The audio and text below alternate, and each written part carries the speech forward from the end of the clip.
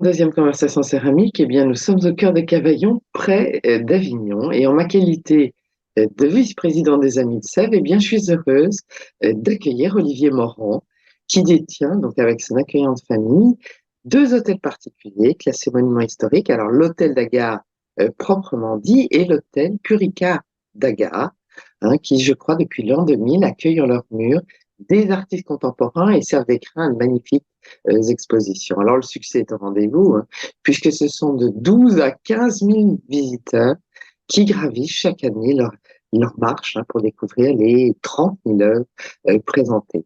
Alors, ces cabinets de curiosité, hein, tels la caverne d'Ali Baba, rassemblent peinture caravagesque, céramique de Deruta, étoffes du néolithique à nos jours, création contemporaine, crèche napolitaine et provençale, les Joconde du Cahier, ex-voto, paperole, armoire de semaine, boîte de nonnes, pot à pharmacie. Malraux aurait pu y trouver son musée imaginaire. Alors, l'hôtel d'Agar abrite également une des plus importantes collections de création contemporaine de Sèvres, hein, qu'Olivier va évoquer pour nous ce soir. Alors, la palette de notre hôte est à l'image des collections, riche, diversifiée. Olivier Morand est un jeune chercheur, hein, un historien de l'art, curateur, expert scientifique pour des tournages, collectionneur, homme politique engagé et claveciniste. Alors, après une formation à l'école du Louvre et à l'IESA, Olivier travaille actuellement à la rédaction d'une thèse à Genève consacrée à Louis Finson. Alors, plusieurs expositions sur ce peintre flamand, ami du Caravage, sont prévues en 2026-2028, alors à Naples, Arles, Marseille, Bruges. Olivier prépare le catalogue raisonné de cet artiste, hein, publié aux éditions Actes Sud. Alors, notre invité organise également le suivi de plusieurs chantiers archéologiques, hein. Les fondations de l'hôtel d'Agar remontent en effet au moins au IIIe siècle avant Jésus-Christ, et des fouilles archéologiques qui ont permis la redécouverte d'un bâtiment hellénistique de cette période, des thermes augustéens du 1er siècle avant Jésus-Christ, des souterrains médiévaux et même une glacière du XIVe siècle contenant plus d'une centaine de céramiques, notamment de Saint-Quentin-la-Poterie. Alors rappelons qu'un trésor numismatique unique au monde de 304 deniers en argent a été découvert dans le jardin, caché dans une amphore. Alors il s'agirait de la collection d'un numismate romain décédé en 198 après Jésus-Christ lors du siège de la ville par les légions, hein, pendant une des pires guerres civiles du monde romain. Alors la collection est à Cavaillon une espèce endémique depuis quelques siècles. Alors l'hôtel d'Agar explore l'histoire du collectionnisme provençal, de l'humanisme, hein, du sud de la France, outre un travail de recherche, mise en valeur, recollement dédié à ce patrimoine, eh bien l'institution a également pour objectif de promouvoir la création contemporaine au travers d'expositions avec visites commentées, par le biais de conférences, via des publications ou en jouant le rôle de résidence d'artistes.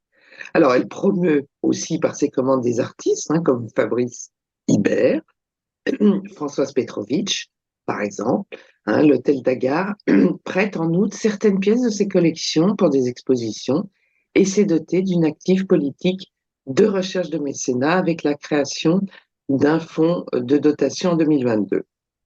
Il accueille de nombreux événements, hein, je crois, tournages, défilés, dispose d'une société d'amis. L'institution envisage également la création de résidences de jeunes historiens d'art à l'été 2025. C'est dire, hein, si les projets en tout genre, à l'image de l'éclectisme, hein, des collections, abondent dans ce lieu magique. Donc je laisse la parole à Olivier, qui va évoquer pour nous donc une des multiples passions des propriétaires, hein, de ce palazzo Fortuny provençal, le Sèvres contemporain. À toi, Olivier, et merci. Merci beaucoup. Merci beaucoup, chère Catherine, et encore merci du fond du cœur pour ta merveilleuse présentation, toujours aussi radieuse. Et c'est un vrai plaisir, un vrai honneur, du coup, de venir présenter. une partie de cette production contemporaine de la manufacture de Sèvres ce soir. Alors, tac, voilà. Donc, un peu en inauguration, en ouverture. C'est vrai que l'Hôtel Lagarde est un lieu qui mettrait beaucoup de temps à être présenté. On va se focaliser uniquement sur la production contemporaine de la manufacture de Sèvres. Et dans cette production qui est assez large, hein, vous verrez, l'idée ne sera pas de faire une liste à la Prévert des collections. On ne va pas y aller point par point, parce que très honnêtement, si on voudrait vraiment aller au bout des choses, on aurait envie de rester 1 heure sur chaque artiste, sur chaque pièce. L'idée n'est pas là. Donc, qu'est-ce que nous allons faire ensemble ce soir? Eh bien, on va essayer de faire une analyse un peu détaillée, mais un peu plus globale de cet ensemble, d'avoir une espèce de regard. Et si vous voulez voir plus précisément les œuvres, pour cela, je vous invite à venir visiter les salles de l'Hôtel Dagar. Alors, nous pourrons ensemble, moi qui vous ouvrirai les portes, et on pourra sculpter, regarder, analyser chaque détail, point par point, de chaque objet. Ici, comme je vous l'ai dit, la problématique sera tout autre. Je vais essayer de vous raconter l'histoire d'une collection, comment elle va naître, comment elle se construit, comment elle se développe organiquement, comment Sèvres est rentrée dans notre vie. Où est-ce que cette rencontre nous a amenés et où est-ce qu'elle va continuer de nous amener aussi. Sèvres, c'est une véritable histoire de, pas seulement d'amour, hein, c'est beaucoup plus fort que cela pour nous, je crois qu'on peut parler d'histoire de famille. Donc voilà aussi, avant qu'on commence, avant qu'on ouvre le rideau, j'aimerais aussi revenir sur cette notion de collectionneur. Nous, à la maison, à l'Hôtel Dagar, dans notre famille, on ne se revendique pas du tout comme collectionneur, mais plutôt comme collecteur. C'est-à-dire que on se sent beaucoup plus libre dans nos choix. Nous ne sommes pas des collectionneurs de timbres-poste, pas des collectionneurs de champignons. Nous, il n'y a pas de barrière. Donc, nous passons volontiers, c'est vrai, du contemporain au préhistorique. Mais finalement, c'est la même dialectique, c'est la même chose. C'est-à-dire que nous cherchons à tisser des liens entre toutes ces formes de patrimoine, comme cela, finalement, c'est toujours fait ces derniers siècles, chez les collectionneurs de ces 5, 4 derniers siècles. C'est-à-dire que finalement, nous sommes de profonds traditionnalistes. C'est-à-dire qu'on veut préserver la tradition de la prise de risque, la tradition de l'amour de l'art contemporain. Alors, aussi, on a notre propre notion d'accrochage, qui sera une conception plutôt familiale. Si vous écoutez un Laurent Lebon, un Jean Clair, un Jean de Loisy ou un Jean-Hubert Martin, chacun vous répondra la même chose. On ne sait pas vraiment ce que ça veut dire accrochage, parce que chacun a sa propre notion, sa propre manière de présenter un objet, une œuvre, un artiste. Donc, ici à la maison, on ne joue pas avec les œuvres, on ne les instrumentalise pas, on essaie plutôt de créer une partition musicale et de raconter une histoire, voire même raconter des histoires. Chaque être, chaque objet, chaque œuvre a une histoire à nous raconter. Et c'est vraiment ces histoires-là qu'on veut vous mettre à disposition ou mettre en dialogue les unes avec les autres. Catherine nous a déjà merveilleusement présenté les 2 lieux, mais je vous mets quand même 2 petites photos rapidement. À votre gauche, l'hôtel Puricard, hein, qui on a vraiment commencé à ouvrir officiellement depuis cet été et qui est vraiment un lieu de vie, plutôt un lieu sur l'événementiel, l'exposition, les choses éphémères, temporaires, mouvantes, tout ce qui est maintenant conférence, et l'hôtel Dagar, qui est en quelque sorte le musée, même si personnellement on préfère largement la notion de maison. Quelque chose de beaucoup plus vivant. Le musée, très souvent, c'est un peu une prison pour les œuvres, hein. C'est un lieu qui est très dur, très froid, très glacial. C'est pas pour rien si on utilise dans un musée les mots de cellule, de gardien, de commissaire, etc. Il n'y a qu'à voir le vocabulaire qu'on a dans un musée. C'est quand même un lieu un peu terrible. Non, ici, non, on est dans une notion de maison. Et aussi, comme toute maison, eh bien, c'est un lieu de vie. Et donc, il y a un roulement permanent des objets, des accrochages, des expositions temporaires, tout cela pour faire vivre le lieu. Nous avons aussi, comme l'a dit Catherine, une politique de prêt. Donc, il y a des objets parfois qui s'en vont. Donc, et comme la nature n'aime pas le vide, c'est vrai que l'accrochage dans la maison est dans l'esprit du touche à touche. Donc, très rapidement, il y a ce jeu de domino entre les tableaux, entre les Sèvres, entre tous ces objets-là. Voilà. Et, euh, et nous avons tous eu la même expérience, hein, quand on va dans un musée avec des collections permanentes extraordinaires, personne vient les voir, mais pour peu que vous changez de temps en temps un peu l'accrochage, que vous prenez quelques chefs-d'œuvre qui se fait vivre l'actualité, d'un seul coup, ça attire beaucoup plus les gens. On a besoin de lieux comme ça, de vie. Je crois qu'on a besoin clairement de repenser la problématique de ce que doit être un lieu où des œuvres sont accrochées. C'est ce qu'on essaye de faire à notre petit niveau à l'Hôtel de la Gare. Enfin bref, pour rentrer dans le vif du sujet, eh bien, Sèvres, par où commencer? Vraiment, pour nous, cette maison, ce lieu, cet univers fait partie de notre vie intrinsèquement.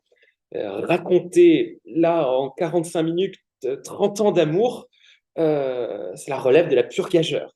Donc, premièrement, avant d'écrire ou avant de réfléchir à cette conférence, quand Catherine m'a l'a proposée, ben, je me suis d'abord posé la question par quel bout de ficelle commencer, par quel petit bout de morceau de bobine il va falloir tirer. Eh bien, on ne se rend pas compte à quel point la rencontre avec un lieu comme la Manufacture nationale de Sèvres peut totalement et profondément bouleverser la vie d'une famille. Moi, quand on prononce le mot de Sèvres, quand on nous parle de Sèvres, la première chose qui me vient en tête, ben, ce sont des rires. Ça va être des instants de pur bonheur, de rencontres chaudes, et pas seulement auprès du four. Bref, l'idée d'une grande famille d'amis, voilà ce que pour nous est la Manufacture de Sèvres, espèce de lieu de tous les possibles, cette espèce d'utopie tellement concrète. Mais bon, comme toute histoire, bien sûr, il y a un départ, il y a une première case à ce grand jeu de loi. Et la première case, ben, on va dire que quelque part, ça a été au Jeu de Pommes à Paris pendant la rétrospective consacrée à Olivier Debray. Voilà, je reviens juste sur ce petit slide que je vous ai mis. Voilà. Il y a environ 45-46 artistes de la Manufacture nationale de Sèvres qui sont représentés à l'Hôtel de la Gare, un peu plus de 500 pièces de la manufacture des créations contemporaines sur le parcours qui sont présentées. Donc, comme je vous le dis, on n'aura malheureusement pas le temps de parler de toutes ces œuvres, mais je vais vous faire une présentation plus globale.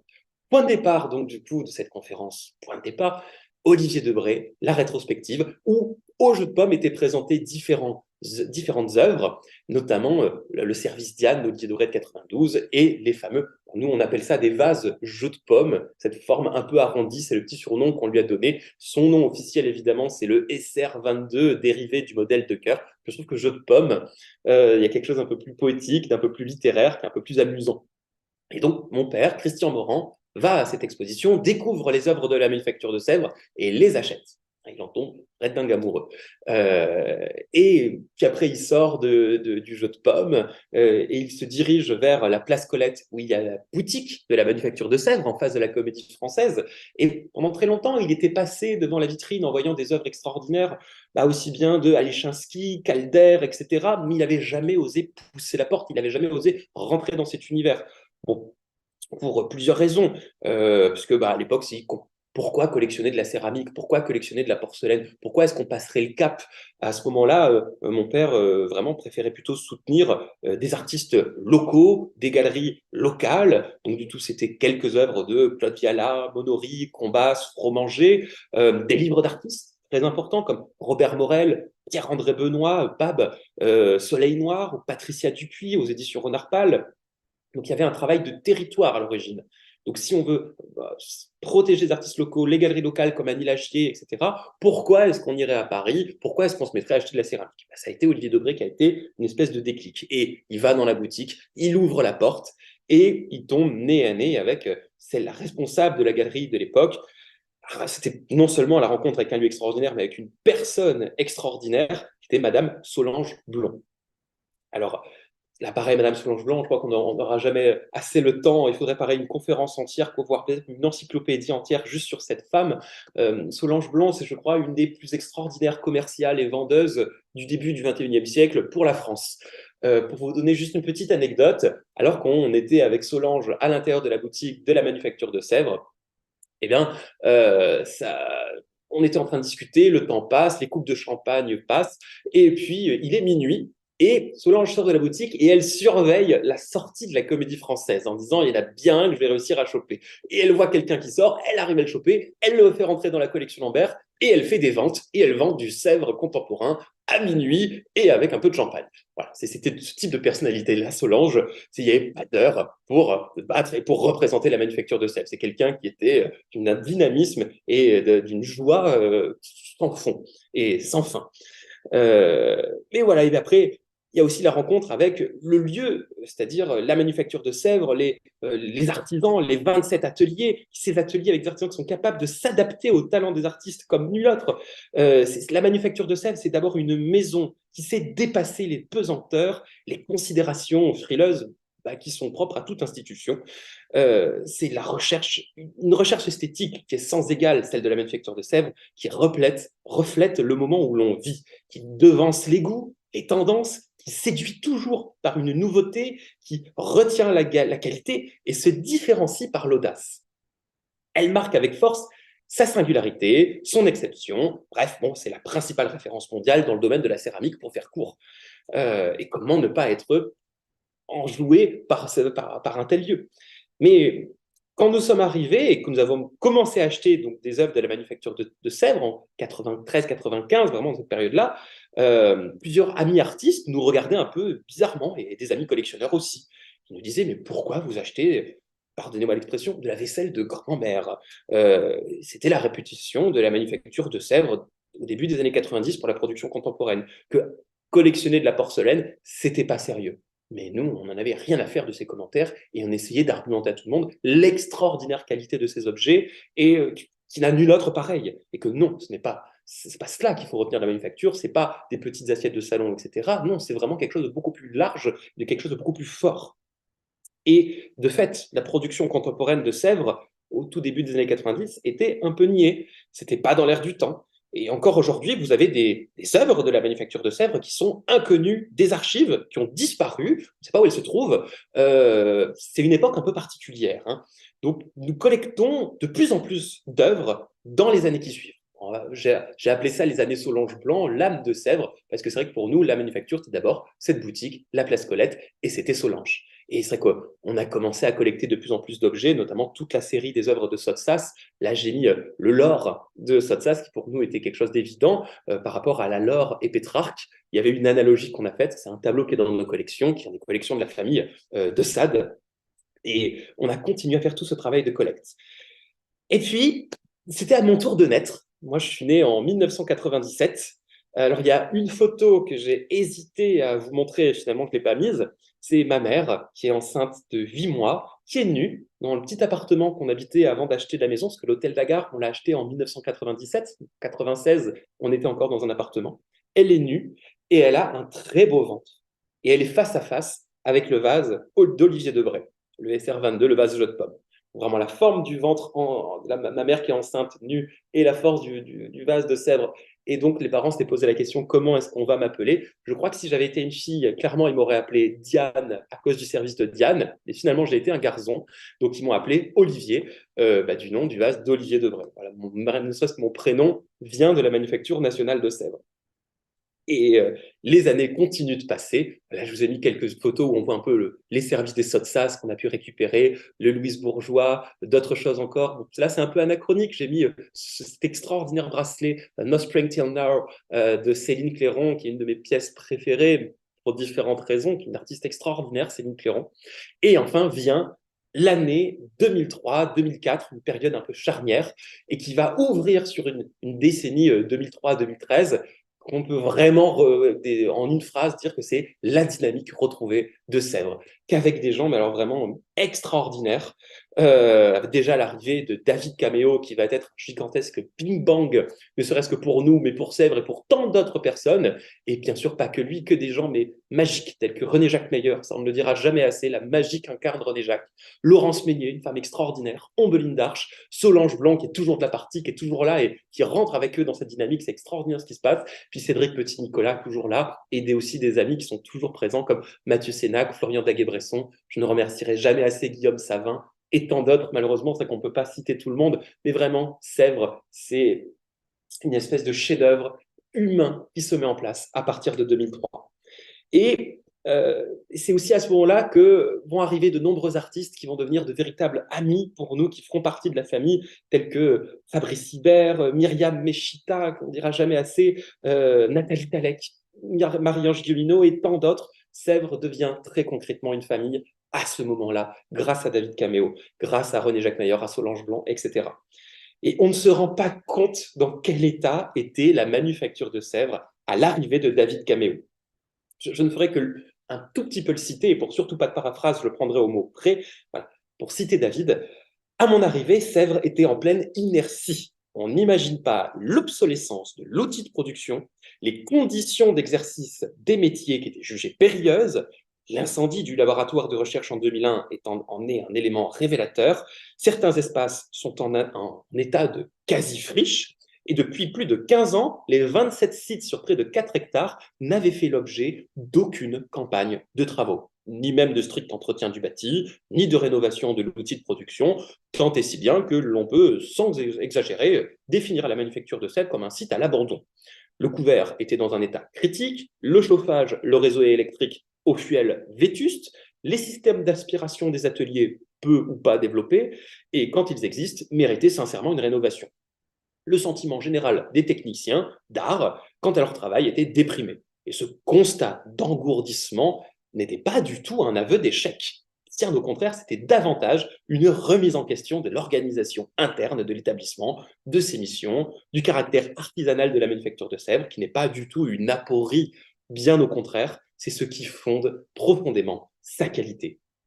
Donc, avec David Caméo, va se remettre en place la relance du dialogue social, l'organigramme, le conseil consultatif pour la création artistique, le renforcement des liens avec la musée, les synergies avec le domaine de Saint-Cloud, puis la création de la cité de la céramique, pour ne parler que de cela.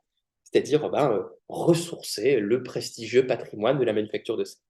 Mais avant que tout cela se mette en place, David arrive et au même moment, papa, Christian Morand, a l'idée de faire comme une espèce de grand inventaire, une grande exposition sur la création de la manufacture nationale de Sèvres, ce qui ne s'était pas arrivé depuis plus d'une vingtaine d'années, depuis l'exposition du Grand Palais. Donc là, l'idée était un peu de remettre les choses un peu à plat et de refaire une espèce de grand catalogue.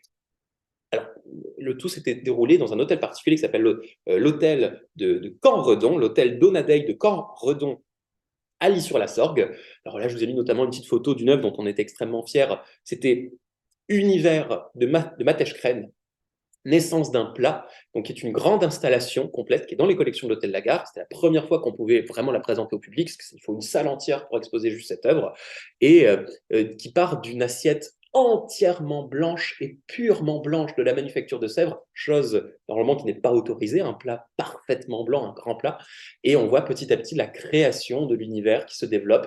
Comme je disais, et je trouve que c'était parfait aussi pour un peu symboliser ce qu'est la manufacture de Sèvres. C'est un univers et chaque œuvre, chaque plat de la manufacture de Sèvres, c'est comme créer un univers. Alors là, je vous ai mis rapidement un peu tout petit aperçu des œuvres qui étaient déjà dans nos collections et qu'on a présentées à l'exposition de Caen-Redon de 2003-2004. Donc, il y avait déjà beaucoup de pièces. Et quand nos amis de la manufacture sont arrivés pour découvrir l'exposition et se poser la question, pour remercier Christian, il faudrait peut-être qu'on lui fasse un petit cadeau. Et en voyant toutes les œuvres de la manufacture, c'était mais merde, qu'est-ce qu'on va bien pouvoir lui offrir? Pardonnez-moi l'expression. Si, il y a tout déjà. Donc qu'est-ce qu'on va bien pouvoir faire? Voilà, donc du coup, ça donnait un peu les bases. Avec notamment, en bas à gauche, on voit le grand service du prix national de François Morlet, pareil, qui est un chef-d'œuvre absolu de la manufacture de Sèvres, que j'espère un jour on pourra revoir. Donc rentrons, enfin, ouvrons la porte de l'Hôtel de la Gare, et depuis l'exposition de Caen-Redon, les collections ont continué à beaucoup s'agrémenter, et on continue de les présenter un peu partout à l'intérieur de l'Hôtel de la Gare, toujours en dialogue avec des œuvres anciennes. Il faut bien comprendre que ces œuvres sont en déplacement permanent. Ça, c'est un petit accrochage qui me tient un peu à cœur, parce que c'est vrai que en tant qu'historien, ma spécialité, c'est le caravagisme de la première génération, c'est-à-dire les années 1600-1620. Là, vous avez une œuvre de Ribera, peintre napolitain, Lo Spagnoletto, en dialogue avec le dormeur de Jean-Claude. Donc ce drapé qui enveloppe le corps de ce dormeur, qui répond avec le drapé caravagesque, cette idée de naturalisme, de précision des traits, qui me plaisait beaucoup. On repère aussi sur la cassone vénitienne du XVIe siècle, d'autres œuvres de la manufacture, et toujours éclairées par Ingo Maurer. Pour nous, c'est vraiment le plus grand créateur, magicien de la lumière, c'est Ingo Maurer. Je crois que la quasi-totalité des œuvres de Sèvres à la maison sont éclairées par Ingo. Mais là, je vous ai mis un petit détail, et hop, si on dézoome l'image et qu'on regarde la salle où sont exposées ces œuvres de Sèvres de façon un peu plus globale, on l'appelle la salle au plafond peint. C'est une salle qui a une histoire un peu particulière. Quand on est arrivé, c'était 4 salles différentes avec la salle de bain, des chambres, un faux plafond, la cheminée 17e qui était cachée. On a fait sauter toutes les cloisons. On a fait sauter le faux plafond et on a ce plafond peint daté 1537 qui est apparu, qui était caché, qui était dans cet état-là de conservation. La cheminée du XVIIe siècle est apparue. Et sur cette cheminée, en stuc des années 1615, commandée par Paul-Antoine Agard, gouverneur de Cavaillon, ça représente Jason qui récupère la toison d'or, avec à ses pieds le dragon, protecteur de la toison, endormi. Donc on avait mis des dragons un peu partout dans cette salle de différentes époques, et évidemment cette œuvre merveilleuse de Clémence von Lunen, tout en biscuit de Sèvres, qui s'appelle Le dragon dans les nuages. Il y a aussi son surtout de table de Clémence von Lunel qui est dans cette salle, qui n'est pas très loin. Et donc voilà, d'une cheminée restaurée du XVIIe siècle représentant le dragon, on a mis cette œuvre de Sèvres et justement joué sur le stuc XVIIe avec le blanc, le biscuit blanc de Sèvres, joué sur les matériaux, joué par analogie sur les couleurs, les modèles, les sujets. C'est-à-dire que nous, sur l'accrochage, c'est aussi bien un dialogue sur de l'iconographie, sur des attitudes, sur des gestes. Évidemment aussi la coupe à fruits de Boris Sipek qui est juste à côté du dragon, qui rappellerait presque le dos d'une tarasque ou quelque chose un peu piquant, quelque chose un peu agressif, quelque chose de géométrique, justement. On a voulu jouer là-dessus aussi. Autre œuvre aussi, bah voilà, qui est surtout une fontaine d'André Baudin, tout en terre chamottée. Là, on a juste mis la partie haute de la fontaine, qu'on a mis à côté d'un Christ du XVe siècle du centre de la France, avec aussi quelques inscriptions islamiques et surtout ces formes abstraites de Claude Viala, cette espèce d'éponge, pois chiche, corps de femme de Cézanne, pied gauche. J'ai tout lu sur qu'est-ce que pouvait représenter cette forme. C'est d'abord une forme abstraite chez Viala. Et donc là, pareil, c'est tout ce dialogue qu'on faisait. De temps en temps, on fait des nocturnes dans l'hôtel d'Agar. On visite les collections à la bougie. C'est surtout en hiver qu'on fait cela, pour les périodes de décembre, pour découvrir aussi les œuvres sous un autre éclairage, une autre ambiance. Tout éclairé entièrement avec feu de cheminée et bougie et rien d'autre. Autre salle avec encore un autre accrochage. Alors là, la photo a été un peu coupée, mais il y a le vase de Christian Bécher, là, ce qui est juste à gauche. Mais sinon, on remarque aussi cette horloge de loutre, tout entièrement perforée. Ce sont que des petits points à l'intérieur. C'est quelque chose extrêmement difficile à faire en porcelaine de Sèvres. La perforation, une arête pure ou une perforation, là, c'est tout un jeu de trous. Et cette horloge qui fonctionne toujours, qui est en activité, qu'on avait mis en dialogue avec tous ces personnages d'une grande tenture, d'une grande éléments textiles du milieu du XVe siècle italien aux armes de la famille des Piccolomini. Et juste devant l'horloge de loutre, le plat de Prassinos, pareil, qui rappelait certains dessins. Aussi à gauche, on voit une des roses de la manufacture de Sèvres qui avait été réalisée pour les 250 ans par les artisans, en rappel avec les roses de la Pompadour. On a aussi dans le coupe de la Tour du France de Roger Viard, je crois que celle-ci, c'est celle de 1977. Voilà, donc quelques plats aussi en dialogue. Et juste après, toujours aussi. Alors là, par contre, on est à l'hôtel Puricaire d'Agar, où on avait mis des dessins des collections d'Yvon Lambert, de Jean-Charles Blé, en dialogue avec les bras de Pascal Convert. Pareil, c'est une œuvre extraordinaire par Pascal Convert, extraordinaire artiste, tout son travail photographique qu'il avait fait sur les Bouddhas, Bianian, etc., à la galerie Erix en ce moment, je crois qu'il y a une exposition, n'hésitez pas à y aller.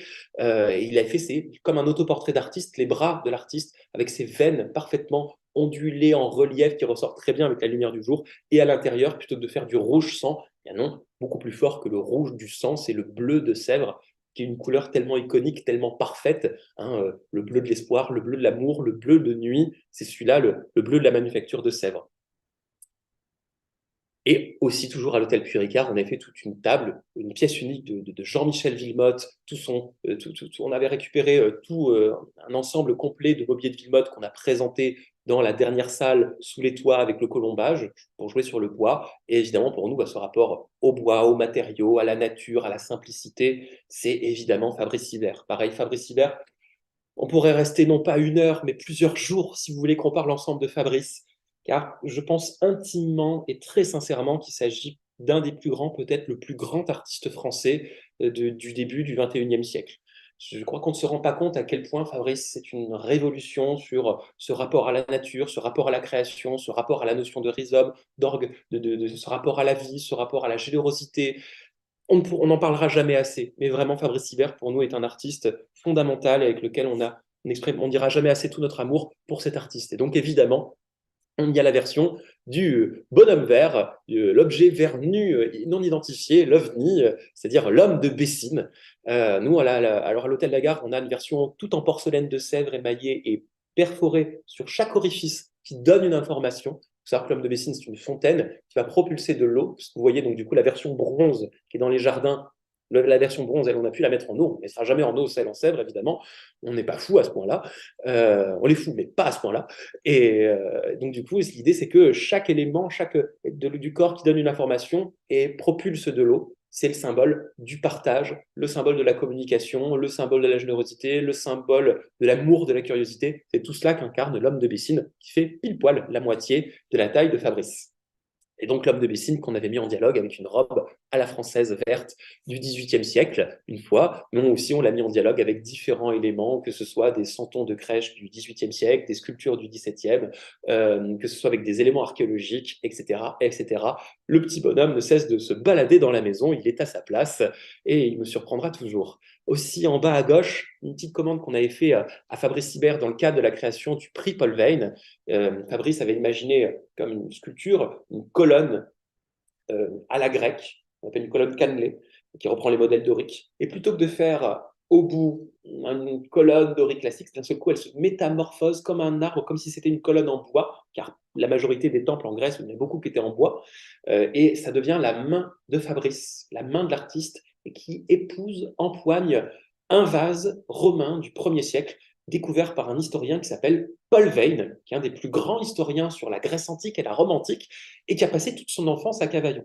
Et c'est à Cavaillon que Paul est tombé amoureux de l'histoire, tombé amoureux de l'Antiquité, parce qu'il y a une colline qui est en plein cœur de la ville de Cavaillon, la colline Saint-Jacques. Sur cette colline, il y a un site archéologique génial, qui est une des plus vieilles villes de France, la ville de Cavaillon, de Cabellio, fondée au milieu du VIe siècle avant Jésus-Christ, et qui n'a jamais fait l'objet de fouilles archéologiques. Quand vous vous y baladez, vous avez de l'archéologie partout. Le site est vierge.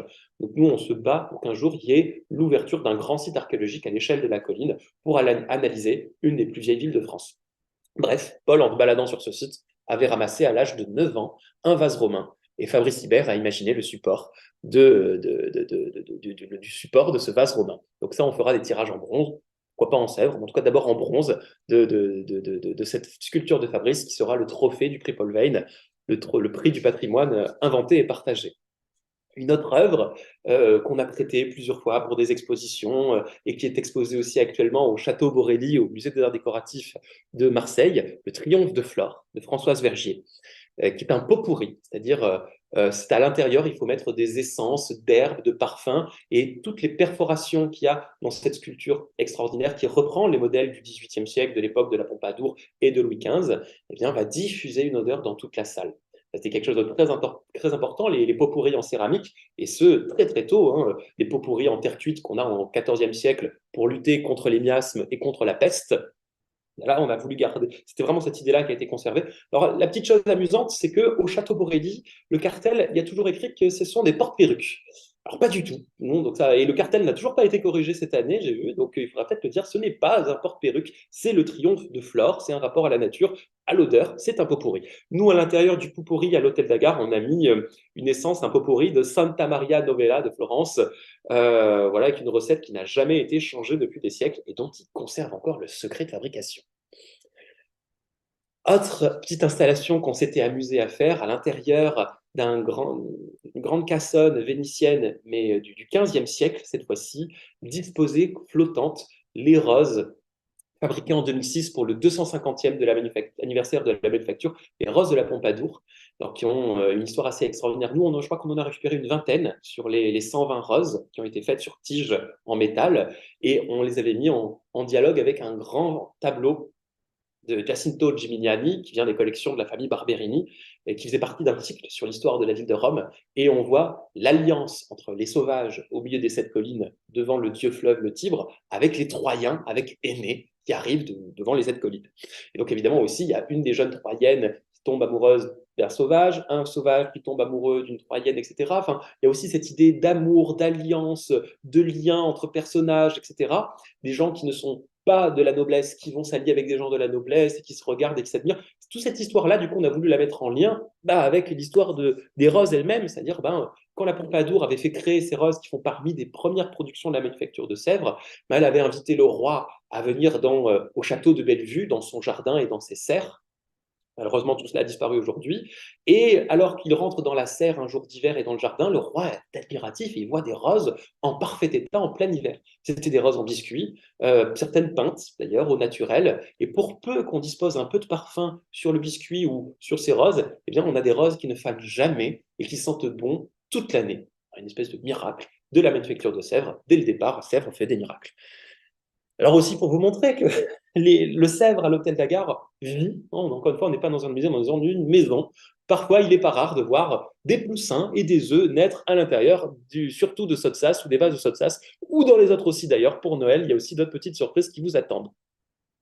Autre chose aussi, une exposition où on s'était amusé, où on avait essayé de chaque salle de l'hôtel d'Agar devait correspondre à une couleur. Donc on avait réorganisé toutes les collections en faisant sortant le fond textile, le fond céramique, le fond archéologique. On avait vraiment une espèce de jeu de couleurs, en clin d'œil aussi à Pastoureau, entre autres. C'est pas le seul historien de la couleur ou le seul amoureux de la couleur. Et là, on avait fait une salle sur le rose. Donc on avait commencé, là c'était au tout début de l'accrochage, on avait mis une grande robe qui vient des collections de Bonnie de Castellane, avec le pli à lavato du XVIIIe siècle, tout en broderie, fil d'argent, fil d'or. Enfin, c'est un véritable chef-d'œuvre sur l'histoire de la mode et le plastron est complètement dingue. Et à côté, on avait commencé à mettre, par exemple, comme cette espèce de reliquaire d'Elmar Treckwalder, que vous voyez à gauche, en rouge corail, qui rappelle les reliquaires napolitains, le bijou napolitain, etc. Et évidemment, ce reliquaire, on l'avait accroché avec tout un ensemble de paperoles du XVIIIe, XVIIe siècle, de reliquaires en argent ou en émail, etc., etc., pour jouer sur cette tonalité-là. Parce qu'évidemment, si on regarde de très près cette œuvre d'Elmar Treckwalder, ce ne sont pas des croix et ce ne sont pas des éléments religieux qu'on voit, mais bien tout autre chose et des objets qu'on peut tout à fait aimer. Mais voilà, je ne vais pas trop regarder de près pour pas trop choquer certains, avec aussi des œuvres de Matej Kren ou aussi le vase moule qu'on entreaperçoit au loin de Jean-Pierre Bertrand.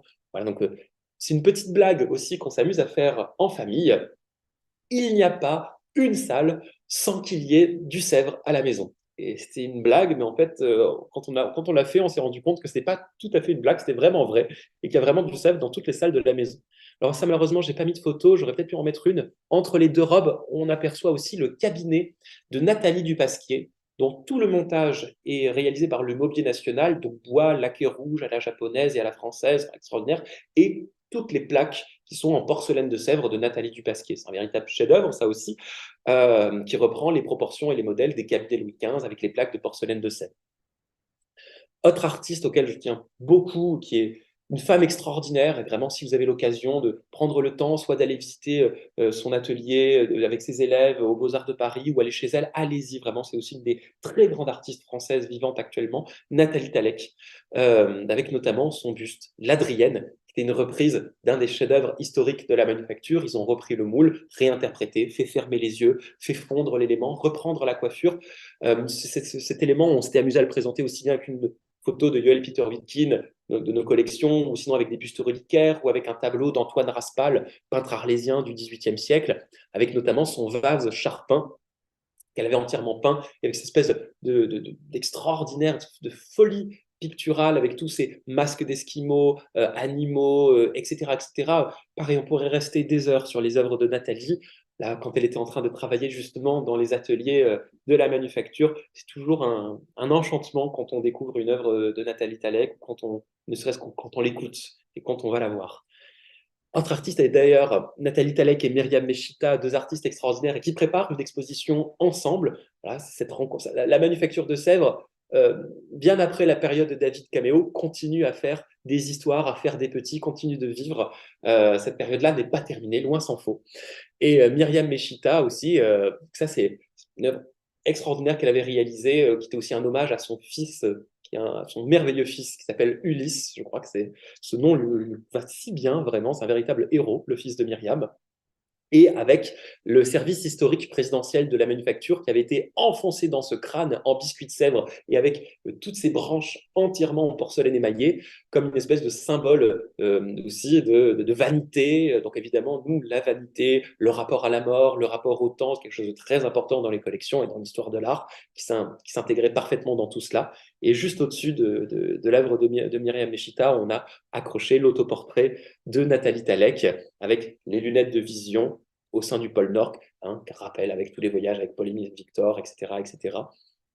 Donc, toujours Nathalie Talek avec les bras de Pascal et une tapisserie de Myriam Meshita. Et ensuite, cette passion qu'on a eue pour le travail de Myriam, que ce soit dans la peinture, que ce soit dans les dessins, que ce soit dans tout ce qu'elle pouvait faire, nous a amené avec elle et avec l'amitié de la Manufacture de Sèvres à faire une commande auprès de la Manufacture de Sèvres, spécifiquement pour l'hôtel d'Agar. Sèvres n'a jamais réalisé de son histoire une crèche. Or, nous, c'est vrai qu'à l'hôtel d'Agar, nous avons la plus importante collection en main privée de sujets provençaux des 18e, 19e siècle, napolitains, génois, espagnols, catalans, etc. Il y a des centaines de sujets et on aime bien chaque année, chaque hiver, faire une commande à un artiste contemporain en lien avec l'histoire des religions, l'histoire de la crèche, etc. Cette année-là, donc, on avait décidé de faire une commande auprès de Myriam et de la Manufacture. Et on a concrétisé l'idée de réaliser comme une crèche, mais en fait c'est quelque chose de beaucoup plus complexe que cela, beaucoup plus beau, beaucoup plus intelligent, de reprendre un peu toute une série de symboles au sein des cultes polythéistes, au sein des cultes égyptiens, au sein du culte de Mitra, etc. Tous ces symboles qu'on retrouve chez les polythéistes qui vont amener petit à petit à créer l'imaginaire de la nativité. Il faut savoir que l'iconographie chrétienne du 1er jusqu'au 9e siècle s'est faite petit à petit, a évolué au fur et à mesure. Et c'est quelque chose qui est assez passionnant de voir comment est-ce que les chrétiens se sont réappropriés énormément d'éléments de l'image polythéiste pour en faire leur propre crèche, leur propre mythologie, entre guillemets, à eux. Quelque chose d'assez passionnant, encore une fois, là aussi l'histoire des premiers chrétiens. Et donc, c'est pareil, cette crèche, on avait présenté pour la première fois avec une œuvre de Salvatore Rossa et des œuvres de Meisenthal, du Centre international d'art verrier, et avec aussi des éléments textiles, des jeux de couleurs, etc. Et les assiettes qu'il y a dans l'œuvre de Myriam Meshita, qui sont du service présidentiel de la Manufacture, il faut savoir que ce n'est pas le seul service présidentiel de la Manufacture de Sèvres que vous verrez à l'hôtel d'Agar. Il y a aussi le service d'Alechinsky, le service de Jaume Plança, et aussi un service qu'on voit trop peu, je trouve, le service de Pierre Paulin, avec ce jeu d'arête parfait. Et il y a une très belle interview de Pierre Paulin spécifiquement sur son service de la Manufacture de Sèvres qui est assez passionnante et très drôle. Pierre Paulin peut parfois faire preuve d'autodérision et d'humour. Je vous jure, Pierre Paulin peut faire preuve d'humour, mais vraiment extraordinairement bien. Et il disait que pour une fois qu'il avait fait quelque chose de subtil dans sa carrière, c'était le service de la Manufacture de Sèvres. Je le cite. Je trouve qu'il exagère un peu, d'ailleurs même l'intervieweur est un peu choqué, mais voilà. Le service de Pierre Paulin qui est visible dans la salle à manger. Aussi Françoise Petrovitch, qui est une artiste là, merveilleuse, c'est pas le bon terme parce que c'est bien plus fort que cela, qui a ce rapport à la violence, ce rapport à l'enfance, ce rapport à l'imaginaire, à la douceur, qui est le plus fort qu'on puisse voir au début du XXe siècle, pas seulement en France, mais je crois toutes catégories confondues. Et elle avait fait une exposition dans notre musée parisien préféré, le Louvre, sachant que c'est hors concours. Et non, pour nous, le plus beau musée de Paris, c'est le musée de la chasse et de la nature, le projet de Claude Dantonez, qui est génial, l'idée de créer un cabinet de curiosité qui mélange toutes les époques, et on va notamment y voir de l'art contemporain avec des commandes aux artistes, et qui vont complètement repenser notre rapport à la nature. Bon, évidemment, ça c'est parfait. Et donc, il y avait cette sculpture, ce lapin qu'on appelle une sentinelle, qui avait été sur l'affiche. C'était la sentinelle blanche, le lapin blanc, pour le gros nounours blanc, pour ceux qui sont déjà allés au musée de la chasse et de la nature, vous n'avez pas pu passer à côté du nounours, et qu'on a pu récupérer. Alors, le musée de la chasse, je crois, voulait spécifiquement cette œuvre, mais il y a aussi d'autres sentinelles, notamment une qui a été créée spécifiquement sur mesure pour le musée de la chasse, aux mêmes couleurs que les murs du musée, et aussi une œuvre qu'on a toujours rêvé d'acquérir. Bon, pour l'instant, on n'a pas pu encore, mais on rêve vraiment. C'est un véritable chef-d'œuvre, c'est la poupée de Françoise Petrovitch, tout en verre de Meisenthal, qui avait été pensée pour cette exposition. Et pareil, ça aussi, c'est quelque chose qu'on aimerait bien faire un jour. Pourquoi pas faire des commandes ou réfléchir à des pièces à deux mains entre la Manufacture de Sèvres et Meisenthal. Ce sont vraiment nos deux manufactures et parmi nos deux maisons préférées, avec aussi le Cirva de Marseille, avec Stanislas Collodier qui fait un travail extraordinaire, mais Meisenthal et Sèvres, c'est vraiment deux utopies aussi extraordinaires. Et aussi, pour rester dans l'actualité, Françoise Petrovitch vient de faire une toute nouvelle exposition là, à la rentrée en septembre 2023, la Manufacture de Sèvres à la boutique de la place Colette, avec toute une série de vases repensés et réinventés. Et ce vase s'appelle le vase Tenir, qui est un autoportrait de Françoise Petrovitch qui tient justement une sentinelle de porcelaine de Sèvres entre ses mains. Donc, nous avons fait l'acquisition donc, du coup, de ce vase jeu de pomme, ce vase SR22, avec la scénographie de Françoise Petrovitch qui va avec, cette petite chaise d'enfant qu'elle a entièrement peinte, qui est accrochée sur le mur. Alors, il y a une petite photo de moi en bas à droite avec mes lunettes où je suis en train de m'accrocher justement à la chaise, puisque vu que l'objet s'appelle tenir, pourquoi pas aller jusqu'au bout et se suspendre même. Marie-Ange Guilleminault aussi, une artiste grande amoureuse du Japon, de l'Asie. Je crois que s'il y a bien quelque chose, il y a un mot qui incarne parfaitement Marie-Ange, c'est élégance. Je crois que c'est une des femmes les plus élégantes, les plus nobles, les plus pures que j'ai rencontrées de ma vie. La manière qu'elle a toujours de se tenir, de parler, il y a quelque chose de tellement beau, en fait, de magique. Et elle avait, ça lui correspond bien, imaginé un objet qui relève de la magie, qui est un instrument de musique. Quoi de plus magique que la musique? Et c'est le premier instrument de musique, si je dis pas de bêtises, que la manufacture de Sèvres ait créé de sa vie. Et donc, c'est comme ça reprend un peu l'idée des vases japonais, des vases tibétains, des vases asiatiques. Il y avait tout un concert qui avait été organisé au sein de la manufacture de Sèvres avec tous les kimonos superbes, entièrement pensés par Marie-Ange, comme si on avait transformé finalement la manufacture de Sèvres en un temple. Et ces instruments de musique de Marie-Ange Guilleminault continuent encore de chanter aujourd'hui à l'Hôtel de la Gare, soit au pied d'une œuvre de Philippe Quentin, c'est un peintre de Dijon du XVIIe siècle qui reprend un Caravage, soit au pied d'armures japonaises des XVIIe et XVIIIe siècles et XIXe. Alors aussi, commande de cet été, de deux artistes français qui ne sont pas suffisamment représentés en France, qui ne sont pas suffisamment représentés, alors ils sont très présents en Italie, mais c'est pareil, les meilleurs artistes qui peuvent parler d'histoire, d'archéologie, c'est Anne et Patrick Poirier. Et donc, on s'est baladé dans les réserves de la manufacture de Sèvres il n'y a pas très longtemps.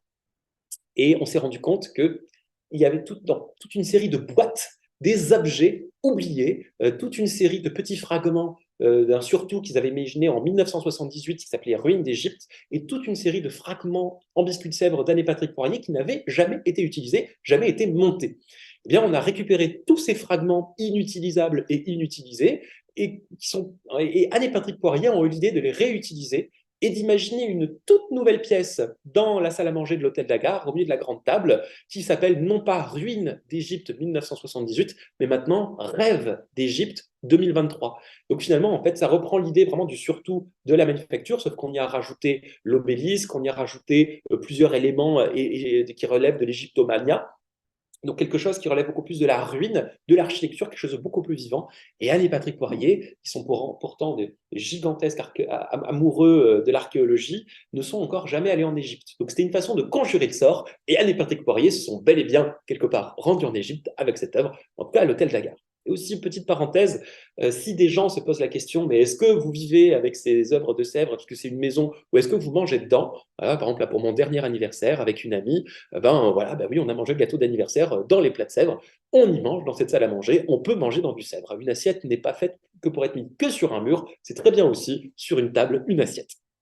Alors, on aperçoit aussi sur la table de la salle à manger François Morlet, Attu, Alechinsky, Olivier Debré, le service Pierre Paulin qui est au premier plan, et tant d'autres encore. Annabelle Duhart, tout au fond à gauche, je crois que c'est Sylvain Dubuisson. Voilà quelques photos d'Anne et Patrick Poirier quand ils sont venus sur place à la maison et qu'on a commencé à réfléchir à comment est-ce qu'on installait, qu'est-ce qu'on pouvait imaginer, etc. Je crois que c'est un des plus beaux moments de bonheur de ma vie aussi, juste de regarder Anne et Patrick Poirier travailler, rigoler avec eux, être avec eux. C'est vraiment des êtres extraordinaires. Et puis après, il y a d'autres œuvres d'Anne et Patrick Poirier qui sont égrenées dans la maison et qu'on a exposées cet été aussi. Alors on a fait une semi-infidélité. On a aussi présenté une installation d'Anne et Patrick Poirier du Craft de Limoges cet été. Donc voilà, il n'y a pas que du Sèvres à la maison, il peut aussi y avoir du Limoges. Mais bon, maintenant qu'il y a la Cité de la Céramique, on dira que si on est marié à Sèvres, Limoges sera l'amant officiel. Voilà.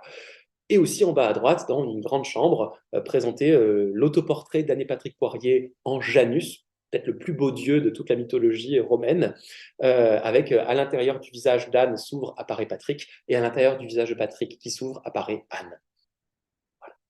Et aussi après Elsa Saal, le nu randonnant qu'on avait présenté devant une grande tapisserie du XVIe siècle qui vient des collections du duc de Sully, qui représente le passage de la mer Rouge, avec cette grande mer qui se propulse et qui s'élance, Et donc, on trouvait ce côté, tous ces personnages qui sont en train de marcher, qui sont en mouvement, et avec cet élément qui s'élance, c'est vrai que le nu randonnant allait très bien avec aussi cette thématique iconographique.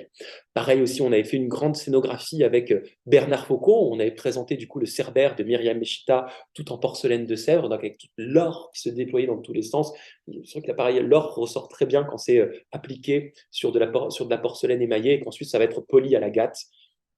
Les vases aussi de Liu Fan qui étaient en dialogue avec des œuvres de Wittgenstein et aussi on a une collection qui est très chère à notre cœur, c'est la collection d'Annabelle Duhart, pardon pour la petite faute d'orthographe, Annabelle, Chose de flot et de mer, qui est la première grande collection de bijoux que la manufacture de Sèvres ait fait, avec les hommages à Miro, les hommages à Calder, etc. etc. Et aussi avec la tasse de Rollman, et tout le service d'Annabelle Duhart aussi qu'on avait récupéré sur ce rapport à la nature. Pareil, je ne sais pas si vous êtes déjà allé chez Annabelle Duhart, qui maintenant a commencé à ouvrir sa maison, son appartement, place de l'Odéon, qui est aussi une espèce de nid de lumière. On a l'impression qu'on est dans un autre monde, on n'a pas l'impression d'être à Paris, et la vue sur la place de l'Odéon est magique chez Annabelle Duhart, avec aussi certaines de ses œuvres, notamment de Sèvres, qui sont visibles. Si un jour vous apprenez qu'il y a encore une exposition chez Annabelle Duhart, foncez, c'est un lieu de rêve et on y voit des œuvres de rêve. Le triptyque d'Alexandre Calder aussi, c'est une œuvre assez étonnante pour la manufacture de Sèvres. On n'attend pas forcément Calder à cet endroit-là, espèce de virtuosité, de beauté. C'est un triptyque que je trouve assez parfait.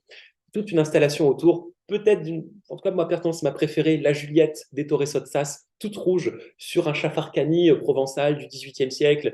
Et là, maintenant, la Juliette a rejoint aussi sa famille. Maki Xenakis, portrait de la Pompadour, pareil, Maki, une artiste extraordinaire.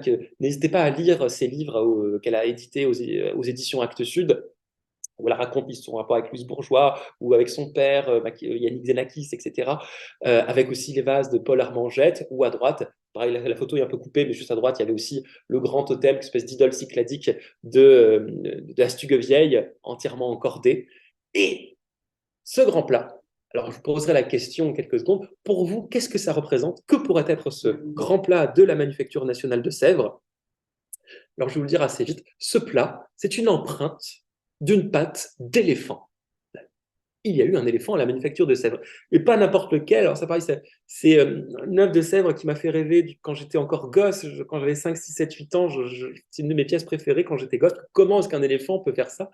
Et c'est l'éléphant Siam. Alors, si vous allez à la Grande Galerie de l'Évolution, vous pourrez lui faire un petit coucou, puisqu'il est juste à côté de l'escalier. Il est un peu à part, parce il est un peu ronchon parfois, Siam. Donc, il est un peu dans son coin quand même. Et il a ses deux défenses, une qui va vers le haut, une qui va vers le bas, qui sont assez étonnantes, qui sont gigantesques. Et il a eu une vie extraordinaire, cet éléphant. Star de cinéma, etc. Il y a un petit livre d'enfant, mais que je vous recommande chaudement, qui raconte sa vie. Et Jean-Luc Villemout, quand il a été invité à la Manufacture de Sèvres en 1990-91, a eu très rapidement l'idée de faire cette œuvre qui finalement mélange deux blagues, c'est-à-dire mettre le pied dans le plat et un éléphant dans un magasin de porcelaine. Et toute l'histoire de création de cet objet est très drôle. Je vous ai mis un petit extrait, le petit texte qui est juste ici. Mais il y a eu une très belle histoire d'amitié qui s'est faite ensuite entre Siam et Jean-Luc Villemout. Et je trouve que c'est aussi une œuvre assez belle et assez emblématique de ce qu'est capable de faire la manufacture de Sèvres et qui peut repousser les limites. Et d'ailleurs, en parlant de repousser les limites, une très bonne transition, une espèce d'extraordinaire totem, donc qui est dans la salle à manger, de Sylvain Dubuisson, la lampe L, point de suspension. L pour le mot lumière, mais on ne prononcera jamais le mot de lumière, on ne peut pas le désigner, mais on peut le qualifier. Alors, une espèce de grand totem de Sèvres tout en plumes de casoar, cristal, feuilles d'or, avec un petit mot qui est appliqué sur chaque carré de feuille d'or, et il y a juste au-dessus de chaque feuille d'or un trou, et le mot qui est sur cette feuille d'or qualifie la lumière qui sort de ce trou de porcelaine de Sèvres. On ne voit pas la source de lumière, mais on peut essayer de décrire ce qui en sort. Elle est nucléaire, elle est lunaire, elle est solaire, elle est imperceptible, etc. Et cette lampe, c'était la lampe du bureau personnel de Jack Lang au Palais Royal, au ministère de la Culture. Ça, c'est celle du Palais Royal, l'original, qu'on a pu récupérer, qu'on a pu empêcher de sortir du territoire de France, qui a failli partir aux États-Unis. Et ça, pareil, c'est grâce aux amitiés avec la manufacture de Sèvres, une espèce de concours de circonstances très drôle qu'on a pu la sauver. Et elle est totalement à disposition de la manufacture de Sèvres à la maison, à chaque fois qu'ils en ont besoin, si elle a besoin d'être prêtée, d'être exposée. Évidemment, on a une politique de prêt à la maison et cette œuvre, évidemment, est toujours disponible, accessible pour tout le monde. Aussi, ce grand totem, en parlant de totem, je suis un peu surélevé, il y a ce totem de Sam Baron, qui est un extraordinaire designer et qui a notamment fait beaucoup de petits objets dérivés pour le musée du Louvre et d'autres choses comme ça. Et c'est un totem qui raconte l'histoire de la manufacture de Sèvres en un seul et même élément. On commence avec un grand moule qui vient directement de la moulothèque de la manufacture de Sèvres. Et puis ensuite, on a par-dessus un plat du 18e, une œuvre du 19e, une œuvre du 20e, et on termine sur la coupe Rababa des Torres Sotsas, et qui se termine avec cette explosion de pétales de rose en biscuit de Sèvres, qui reprend évidemment l'idée des roses de la Pompadour. Hein, tout ça pour montrer voilà, l'évolution stratigraphique de la manufacture, mais on reste toujours sur les sources, on reste toujours sur ce qui fait la force de la manufacture de Sèvres, c'est-à-dire tous les éléments initiaux du XVIIIe siècle et cette folie et cette poésie qui avait été lancée avec les roses. Aussi étonnant que cela puisse paraître, le vase saint de Sèvres, qui est iconique, nous ne l'avons pas dans les collections. On n'a jamais passé à l'acte, alors que c'est une œuvre iconique, mais on ne l'a jamais acheté parce qu'on trouvait que le support baroque à tête de lion était lourd, c'est pas le terme, mais voilà, ne nous touchait pas. On trouvait que le saint en tant que tel était impeccable, était parfait, mais c'est ce petit élément en plus qui faisait sortir, on n'y arrivait pas. Des fois, c'est comme ça. Et il y a eu Antoine Boudin qui avait gagné le design parade de la Villa Noailles, donc dirigé par Jean-Pierre Blanc, etc., qui a un lieu extraordinaire, la Villa Noailles, le design parade qui est un événement extraordinaire. Eh bien, Antoine Boudin avait l'idée de réutiliser le vase saint de Marie-Antoinette de la manufacture de Sèvres, mais d'en faire ce que moi j'appelle le vase Big Mama, pardonnez-moi l'expression, donc une espèce de saint en XXL, et aussi d'imaginer la forme originelle du sein, mais qui est en fait une petite tasse à café.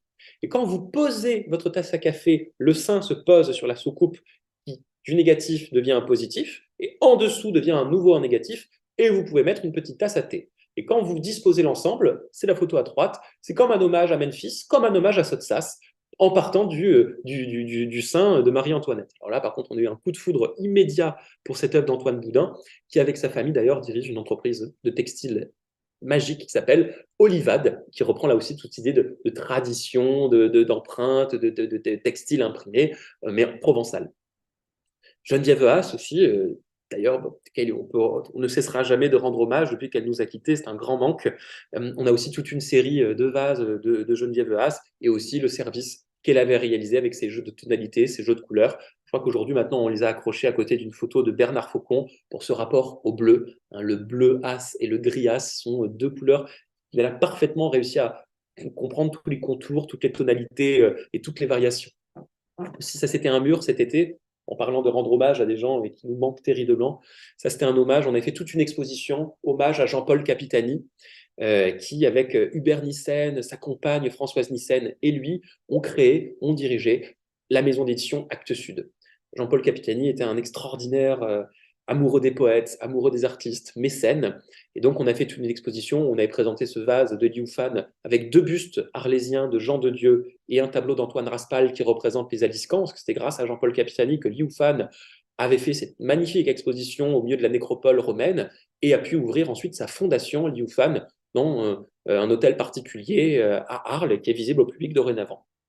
Et donc, toujours pour cet hommage à Jean-Paul Capitani, on avait présenté aussi cette grande installation de Liu Fan uniquement fait à partir de porcelaine de Sèvres éclatée, explosée en 1000 morceaux. Alors, j'avais fait l'enregistrement de Liu Fan sur place à Sèvres qui cassait les Sèvres au fur et à mesure. Et ça a été pendant des années mon réveil matin. Parce que croyez-moi, le bruit de la porcelaine de Sèvres que l'on casse, je crois que ça doit être ça le bruit aussi qu'il y a en enfer, si on y va ou si ça existe. En tout cas, c'est ce qui s'en rapproche le plus, si ça existe. Et en haut, ce petit vase parfait, en parfait état, et c'est cette céramique éclatée qu'on avait mis dans un salon du XVIIIe siècle, qu'on avait laissé en état avec les papiers peints du début du XIXe siècle, et qu'on avait mis en dialogue aussi avec un grand dolium romain qu'on a retrouvé dans les jardins de l'hôtel Lagarde, dans les écuries du XIVe siècle. Un dolium romain éclaté et qui servait de mangeoire pour les chevaux au XVIIe et XVIIIe siècle. Je trouve que c'est assez chic quand même d'utiliser une céramique romaine, un dolium romain, pour que ces chevaux puissent manger. Et donc ce dolium éclaté, on l'avait disposé à côté du Liu Fan en clin d'œil pour mettre deux grands éléments, du Sèvres et du romain, côte à côte. Autre œuvre qui est arrivée cet été, non pas à l'hôtel Daguerre, mais à l'hôtel Pure-Ricard Daguerre, c'est toujours en gardant l'idée de stratigraphie, de rapport à l'histoire, c'est la grande colonne du Louvre à Abu Dhabi de Taline Asbar, qui est une artiste, créatrice, designeuse syrienne qui est vraiment polymorphe et qui arrive à toucher à tout et qui fait toujours mouche à tous les domaines qu'elle arrive à toucher. Et elle avait donc fait une résidence à la Manufacture de Sèvres et la Sèvres avait demandé à Tallinn de réaliser une œuvre qui soit un peu le symbole d'alliance entre la France et les Émirats. Et donc, pour l'inauguration du Louvre à Abu Dhabi, c'est la photo que vous avez à droite, dans le grand hall d'entrée du Louvre à Abu Dhabi avait été présentée cette œuvre qui avait été cofinancée, coproduite par la France et par les Émirats arabes unis. Et on a pu récupérer cette œuvre. Et cette œuvre mélange grosso modo deux matériaux, du sable du désert, récupéré non loin d'Abu Dhabi, dans un site archéologique, un site en cours de fouille. C'est la photo qu'on voit à droite où Taline est en train de ramasser des petits éléments, du sable, des choses comme ça. Et ces énormes quantités de sable archéologique ont été conglomérées, mêlées avec de la porcelaine de Sèvres qui avait été détruite. L'idée était de mélanger la terre de France et la terre des Émirats en une espèce de grande colonne, comme une grande tour de Babel archéologique. Et donc, ce symbole d'amitié, on est très fiers maintenant qu'il soit installé dans la grande montée d'escalier du XVIIIe siècle de l'hôtel Pure-Ricard Daguerre. Donc, l'idée, c'est que plus on monte l'escalier, plus on monte l'histoire, et on peut arriver au sommet de la colonne de Sèvres. Voilà. Et pour terminer, ce sera la dernière œuvre et dernière artiste que je vous présenterai, qui pour moi est la plus importante designeuse française du début du XXIe siècle, celle qui va le plus loin dans les nouveaux matériaux, la remise en question du métier, la remise en question de ce qu'est le design, de qu'est-ce que ça doit être aussi à l'avenir, pas seulement aujourd'hui, mais à l'avenir. Je pense que c'est celle aussi qui a déjà la plus belle vision de ce que va être le design dans les 20, 30, 50 prochaines années. Une véritable génie, c'est Nathalie Grasset, évidemment.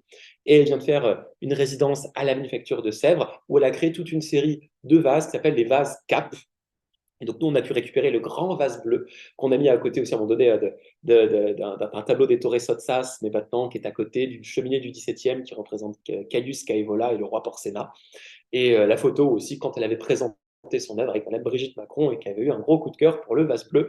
Mais bon, le vase n'est pas parti à l'Élysée puisqu'on l'avait déjà acquis, donc on l'avait déjà gardé pour nous. Et vraiment, Nathalie, actuellement dans le sud de la France, a différents projets, et notamment un que je vous invite à voir, à visiter, à y vivre, à y dormir si vous pouvez, c'est la ferme hybride, donc réalisée par Philippe et Patrick Alwargui et Nathalie. Ça a été vraiment ouvert officiellement cet été. Si vous venez visiter l'hôtel Lagarde, restez dormir à la ferme hybride, ou même ne serait-ce que regarder un peu sur Internet, sur leur site Internet, qu'est-ce qu'ils sont en train de faire. C'est un lieu utopique, là aussi, qui s'est mêlé agriculture, travail local, valorisation du patrimoine, etc. Tout y est. Et on espère pouvoir faire quelques projets aussi avec eux. Enfin, allez-y pour cet été. Voilà, pour le mot de la fin sur l'avenir et sur les projets en cours.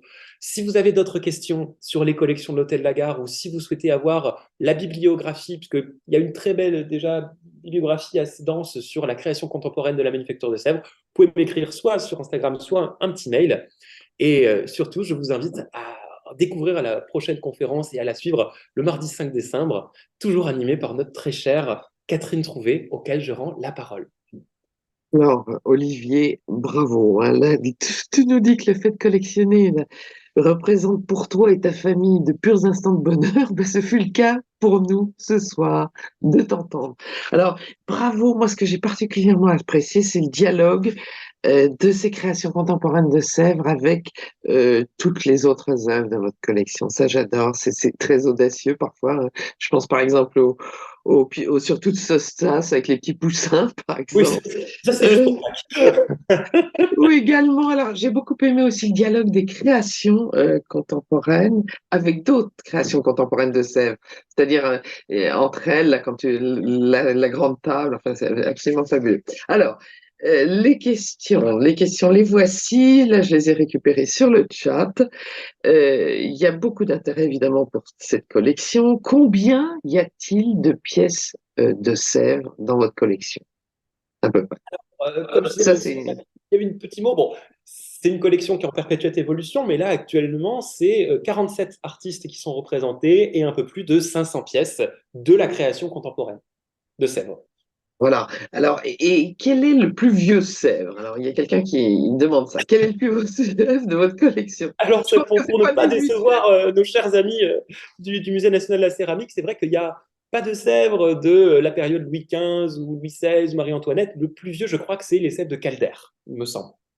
Sèvres de Calder. Donc, vous avez acheté, en fait, ces pièces avant, au moment qu'elles étaient stockées, etc., euh, Exactement. des pièces anciennes. Voilà. D'accord. Des pièces tout à fait fabuleuses. Et alors, oh, oui, bien sûr, quel est votre prochain achat? Ah, bon, alors c'est vrai que le prochain achat est encore un peu secret, mais on aimerait bien faire une petite commande. Pour l'instant, la seule chose que je pourrais dire, c'est que c'est une commande qui pourrait en faire perdre la tête à certains. Voilà pour le petit Bon, alors on indice. attend de voir, hein. On attend de voir. Et alors, as-tu un artiste préféré? C'est impossible. C'est Je ne impossible. peux pas, parce que, comme je disais à l'introduction, on pourrait passer des heures sur chaque artiste, sur leur univers, sur ce qu'ils ont à dire, et c'est parfois, je peux avoir un artiste auquel je pense plus que d'habitude, selon les journées, selon les périodes.